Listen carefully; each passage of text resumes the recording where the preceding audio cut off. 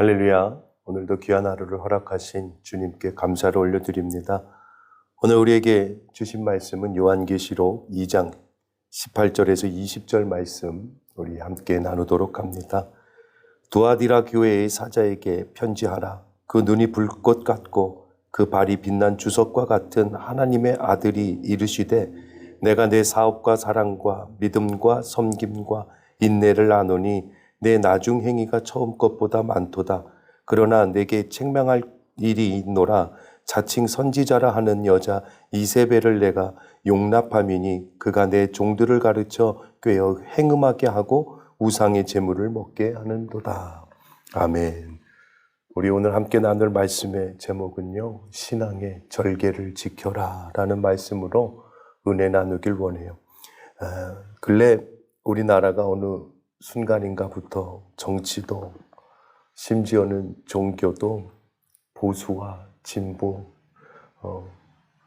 이렇게 둘로 나뉘어서 하나 되지 못하는 모습이 참 익숙해져 있는 사회와 교계가 아닌가 싶습니다. 좌파와 우파로 나뉘고 진보와 보수로 나뉘고. 그런데 사실요, 기독교의 정신은 나눔이 아니라 하나가 되는 거예요. 나와 다른 사람이, 우리와 다른 공동체가 서로 예수님 안에서 하나가 되는 것입니다. 사상이 다르고 삶의 방식이 달라도요, 예수 안에서 우리가 하나 되는 것, 그것이 바로 기독교예요. 신앙 안에서는요, 특별히 보수와 진보로 나뉠 수가 없어요. 신앙은 보수도 아니고 진보도 아니고 절개입니다. 이 마지막 때에 우리 신앙의 절개를 잘 지키는 양주 호산나 교회 모든 성도님들 되시길 주님의 이름으로 축원합니다. 오늘 본문의 말씀은요, 두아디라 교회에게 주신 주님의 편지인데, 두아디라 교회는 7교회 중 가장 많은 분량의 편지를 주셨어요.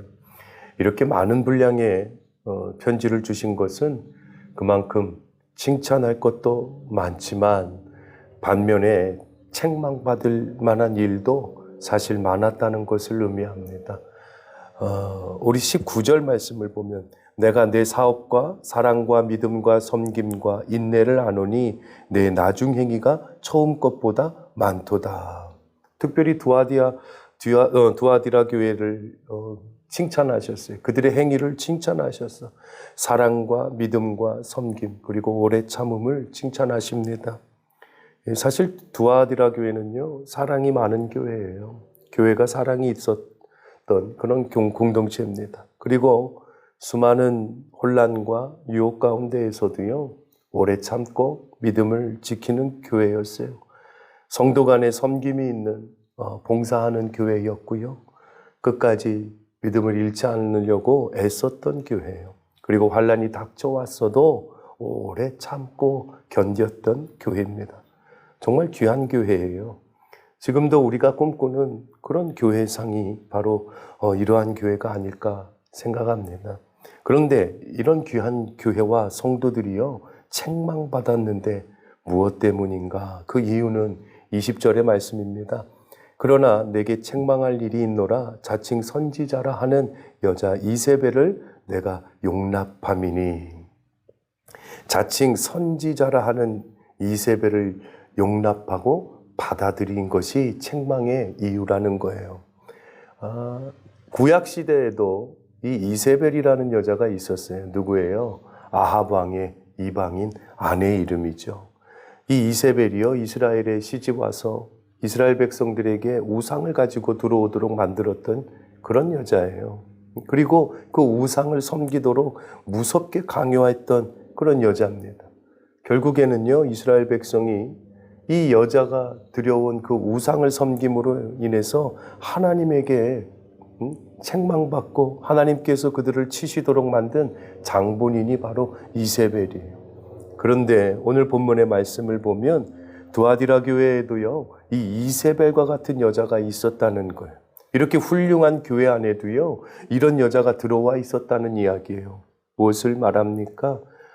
우리 안에도 이런 사람이 들어올 수 있다는 거예요. 오늘날 우리 공동체 안에도요, 이러한 이세벨과 같은 우리 삶에서 타협하는 신앙인이 있다라는 거예요. 이 여자는 스스로 예언자라고 자처합니다. 주의 종들도 가르쳤다고 이야기하고 있어요. 이런 이야기는 영적인 능력도 가지고 있다라고 해석할 수 있습니다. 예언의 능력도 있었고요. 그러기에 주의 종들도 이 여자를 특별한 존재로 바라보았어요. 사람들은요, 어떤 특별한 능력을 가진 사람을 보면 그 사람이 믿음도 좋을 것이라고 착각을 해요. 능력이 있다고 믿음이 좋은 거 아니에요.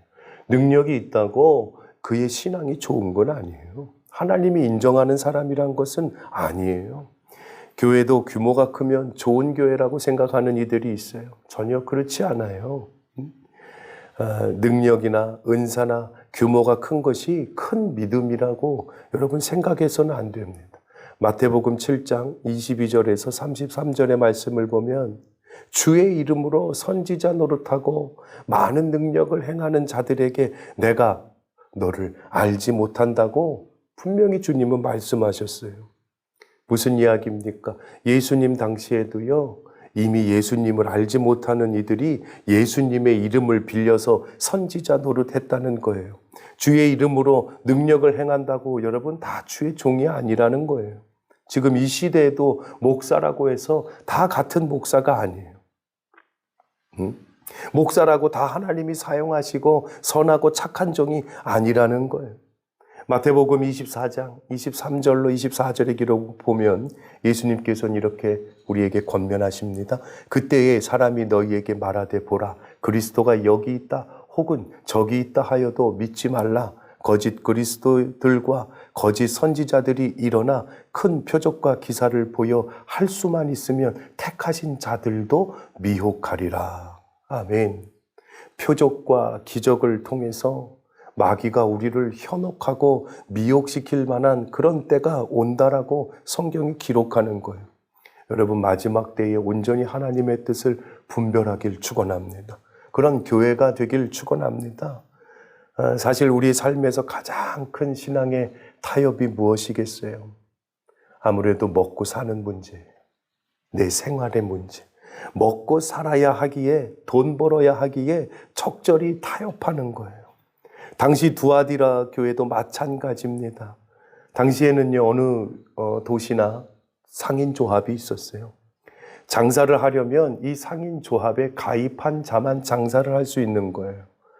그렇게 상인조합은 모든 이들이 장사를 할 수 있게 돕는 역할도 했지만 한 가지 문제를 가지고 있었는데 조합에서 장사가 잘 되도록 해달라고 이 조합이요 우상 신전에 가서 제사를 지내고 있었어요. 그리고 당시 신전의 제사는요 여사제들과 음란함이 있는 제사였습니다. 장사를 하려고 하니 어떻게 해야 돼요? 상인조합에 가입해야 됩니다. 그런데 상인조합에 가입하면 무엇을 합니까? 우상신에게 제사를 지내는 것을 하고 있어요. 예수님을 믿자니 신전에 가질 못하겠고 신전에 가질 못하겠으니 어떻게 해요? 장사를 이제 할 수가 없는 이런 갈등이 있는 거예요. 근데 이러한 상황에서 이세벨이 나타나서 이 여자가 괜찮다고 이야기하는 거예요. 열심히 장사해서 헌신하는 게 좋은 것이지 하나님도 그것을 원하신다 이해시키는 거예요. 마치 이성적인 판단 같습니다. 듣기에 그럴싸해요. 영적인 능력도 있는 사람이 그렇게 말하니까 더욱 신뢰가 갑니다. 교인들이요 죄책감 없이 범죄하기 시작하는 거예요. 내 눈앞의 이익과 내 눈앞의 유익을 위해서 신앙을 타협하기 시작하는 거예요. 다윗이 법궤를 들여올 때요 새 수레를 만들어서 들여올 때 하나님의 진노가 그 안에 임하니 우사가 죽어버리는 그런 일이 벌어지잖아요. 그럴싸하게 새 수레를 만들자고 제안한 이들이 있어요. 오늘날 교회에도요 새 수레 만드는 이들이 있어요. 인본주의적인 그런 방법으로 사람의 생각으로 판단으로 가치관으로 여러분 미혹하는 자는 늘 그럴싸하게 다가옵니다. 이성적인 것 같고 참 지혜로운 것 같고 하지만 오늘날에도 하나님 나라는요 오직 하나님 말씀의 순종이에요. 그것이 돌아가는 것 같고 미련한 것 같고 사람의 생각으로는 이해되지 않는 것 같고 이성적이지 못한 것 같지만 하나님이 원하시는 것은요, 순수하고 담백한 순종이에요. 그런 믿음을 원하시는 거예요.